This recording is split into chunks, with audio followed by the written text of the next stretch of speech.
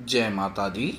तंत्र विक्षा YouTube channel में आप सबका स्वागत करता हूं। जितने नए सब्सक्राइबर हमसे जुड़े हैं उन सबका भी मैं स्वागत करता हूं।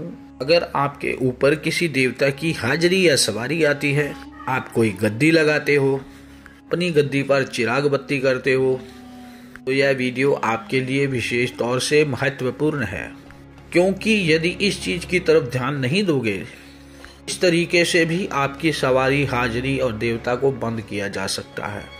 यह सावधानी न बरतने पर आपको जगह जगह जाकर धक्के खाने पड़ सकते हैं अपनी हाजिरी खुलवाने के लिए। चीज को विशेष तौर पे समझ लेना।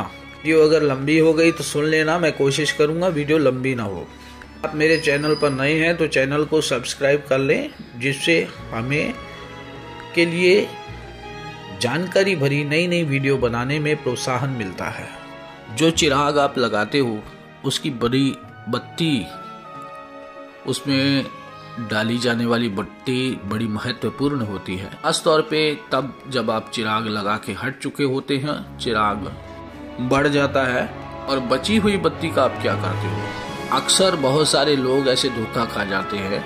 इसके लिए आपको विशेष तौर पे सावधान रहना चाहिए, क्योंकि जिनकी गद्दियों के ऊपर बहुत सारा आना जाना है लोगों का, पूछने वालों का, तो आज मैं आपको ये चीज बता रहा हूँ, इसका ध्यान रखिएगा।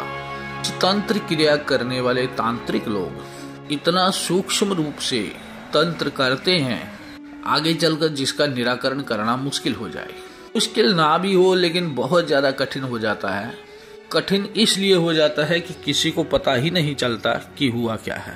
जब तक बीमारी ना मिले तो इलाज नहीं होता। अक्सर लक्षणों से बीमारी का पता चल जाता है।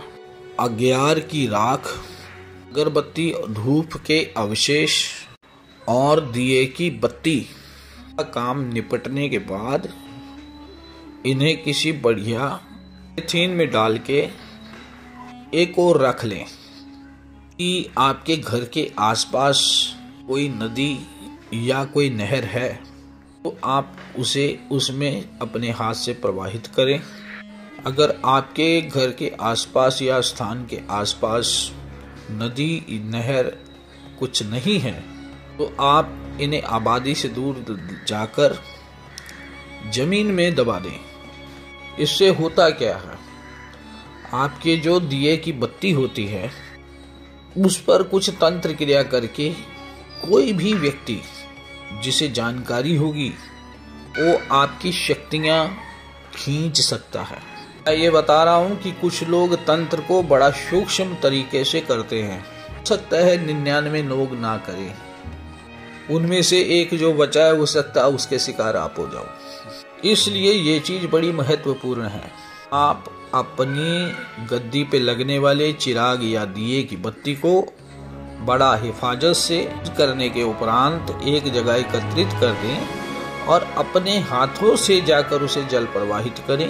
नदी या नहर में सीधा सीधा प्लास्टिक प्रवाहित ना करें, उससे जल में प्रदूषण होता है।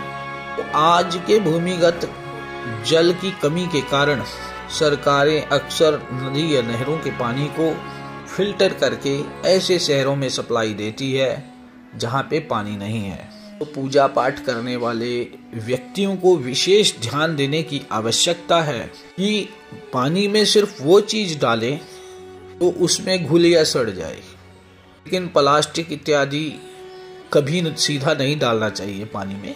आपका चंद्रमा तो खराब होगा ही होगा, राहु भी खराब हो जाएगा, बृहस्पति खराब हो जाएगा, आपका आगे आने वाले जीवन में आपको परेशानी हो जाएगी। इस सामान को इस तरीके से आपको अलग करना है। कुछ सामान यदि कूड़े में जाना है तो कूड़े में ही जाए। यदि कुछ सामान जल प्रवाहित करना आवश्यक है तो उसे जल प्रवाहित ही करें, लेकिन चिराग की बत्ती, दिए की बत्ती आप जल में ही प्रवाहित करें। इस चीज का विशेष तौर पर ध्यान दिया जाना चाहिए। भगत जिनको सवारी आती है उनको किसी से अपने हाथ में खुली हुई शराब की बोतल नहीं लेनी चाहिए, उससे भी उनकी गद्दी बंद हो जाती है। मैं वह चीजें आपको बता रहा हूँ, चीजें आपको कोई बताएगा नहीं। ये कहीं लिपिबद्ध है, ना कोई नियमावली है। मेरा शुभ आशीर्वाद आपके साथ है। आपका कल्याण हो। जय माता की।